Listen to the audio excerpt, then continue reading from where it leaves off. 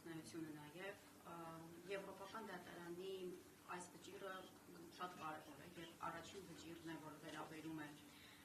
զինծառայողներին, ապրիլյան պատերազմի շրջանակներում զինծառայողների սպանությունների եւ նրանց նկատմամբ այլ խախտումների խումբ գործերին։ Մենք նշել ենք, որ 22 հայց էինք ներկայացրել Եվրոպական դատարան, որոնք վերաբերում էին զինծառայողների նկատմամբ տարբեր միջամտություններին եւ ըստ էության սա առաջին վճիռն է եւ դատարանը կարևորելով կարծում եմ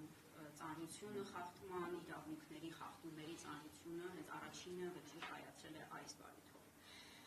Ինչպես արդեն նշվեց եւ հանրայնորեն էլ տեղեկությունները տարածվել են արդեն, զինծառայողը ենթարկվել է հարձակման իր գործընկերոջ կամ ծառայակից ընկերոջ հետ, երբ որ զինամթերք է փորձել տանել առաջնակից եւ դիվերսիոն խմբի կողմից ադրբեջանական ենթարկվել են հարձակման, ըստ էության մարդ է եղել եւ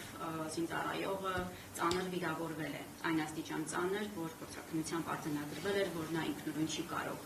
քայլել, որովհետեւ ազդրի շրջանում էր վնասվածքներ ստացել եւ ըստ էության շարքից դուրս զինծառայող էր դարձել եւ նրա նկատմամբ արդեն ադրբեջանական բանակի զինծառայողներն իրականացրել էին խոշտանգում, մարմնային մասերի անդամահատում եւ ներողություն խնդրում մանրամասների համար, բայց գլխավորման միջոցով նրան կյանքից զրկել էին։ Եվրոպական դատարանի այս վճիռն իհարկե շատ կարևոր նշանակություն ունի արձանագրելու այս պատերազմական հանցագործությունը, որը ոչ միայն մարդու իրավունքների խախտում է, այլ պատերազմական հանցագործություն եւ ծանրագույն հանցագործություն եւ Եվրոպական դատարանը հստակ այդ ծանրությունը արձանագրել է իր վճռում։ Շատ կարևոր է իրավազորության հարցն ու փոքր ուզում եմ դրան անդրադառնալ, որովհետեւ մենք ունենք էական փաստական տվյալներ եւ ապացույցներ, որ ադրբեջանցի զինծառայողները իրապես ներխուժել էին Թալիշ եւ իրականացրել էին ի լրումն այս հանցագործության նաեւ քաղաքացիական անձանց նկատմամբ ոճրագործություն, նրանց սպանություն եւ նաեւ մարմինների խեղում եւ դա փոխկապակցված հանցագործություն էր։ Եվրոպական դատարանը ընդունել է մեր բոլոր փաստարկները եւ ճանաչել Ադրբեջանի իրավազորությունը եւ իր զինծառայողների կողմից սա կատարել է։ Մենք դրա համար ունեցել ենք եւ լուսանկար, որը այնքան անպատժելիությունը բարձր է Ադրբեջանում նման հանցագործությունների համար, որ անձինք, ովքեր ներգրաված էին, տարածել էին սոցիալական ցանցերում, մենք ունենք ապացույց ֆիզիկական անձի վկայություններ, որը տեսել էր Թալիշում եղած ժամանակ դիվերսիոն խմբի անդամներին, փորձաքննություններն իհարկե եւ իհարկե հենց Ադրբեջանի պաշտպանության նախարարության հայտարարությունները, որ նրանք մաքրել են, այսպես ասած, Թալիշի հարակից շրջանները հայկական ուժերի, այսինքն նրանց ներկայությունը հաստատվել է հենց Ադրբեջանի զինված ուժերի կողմից։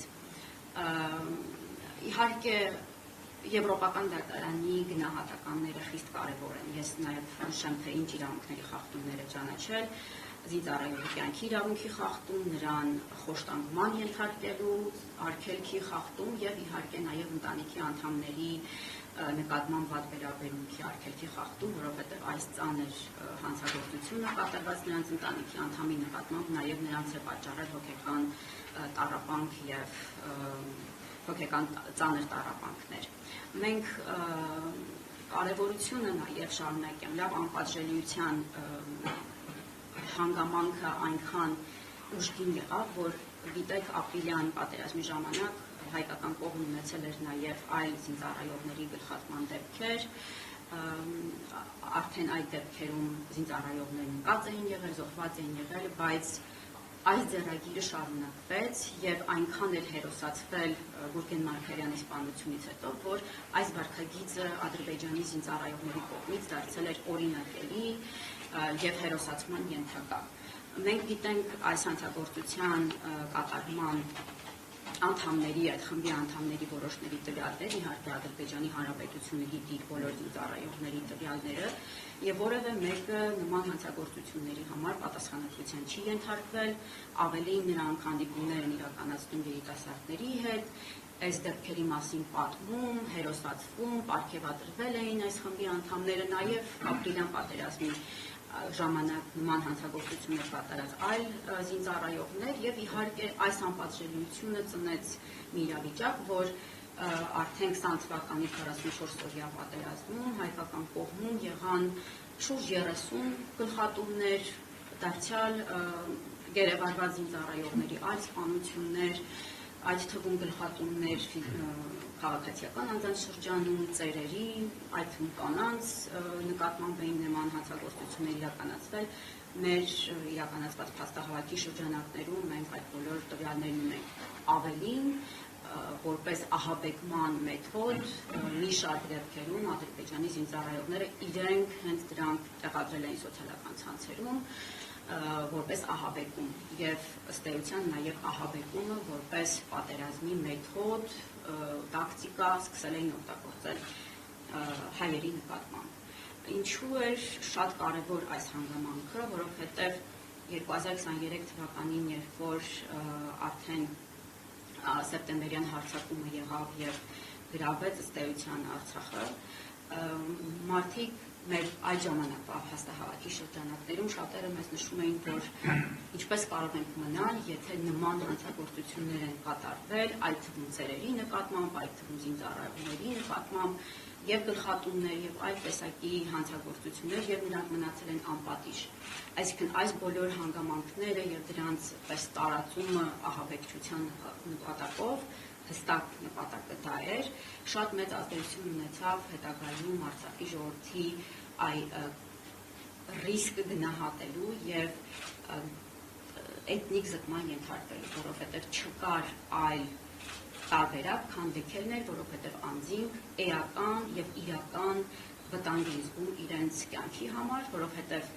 տեսել էին ինչպես է կատարվում սպանություններ, այդ թվում խմբակային եւ որևէ մեկը պատժի չի ենթարկվել։ Եվ այդ ռիսկը, որ նման հանցագործություններ եւս կլինեն հետագայում, ուղղակիորեն ազդել էր անձանց որոշումների վրա։ Այսքանը թերևս շնորհակալություն։ Երևի այժմ անդրադառնանք պարոն Ղազարյանը կներկայացնի գործի իրավական արժեքը մարդասիրական իրավունքի դիտանկյունից, քանի որ գլխատումը տեղի էր ունեցել ոչ թե խաղաղ պայմաններում, ինչպես օրինակ Գուրգեն Մարգարյանի գործն էր, այլ ակտիվ հակամարտության շրջանակներում, երբ